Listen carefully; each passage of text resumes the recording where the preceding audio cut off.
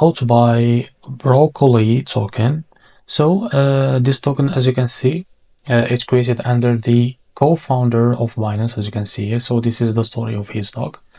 So before we start, this is not financial advice. I'm not professional or economic expert. So before investing in any project that you find on my channel, please do your own research. And also there is a referral code down description. You can get free money rewards on crypto with the best referral code. Simply it goes below. Find your account and enjoy the benefits. Check them out in the description. So you can get back to this exposed and read it all so to know more about this token. So as you can see, this token is available on the screener. To be able to buy this token, it's easy and simple. Just copy the token address from here. This token address, as you can see, it's under this will allow the network. Open your wallet. I will use the Phantom wallet for that. I will look into my wallet first.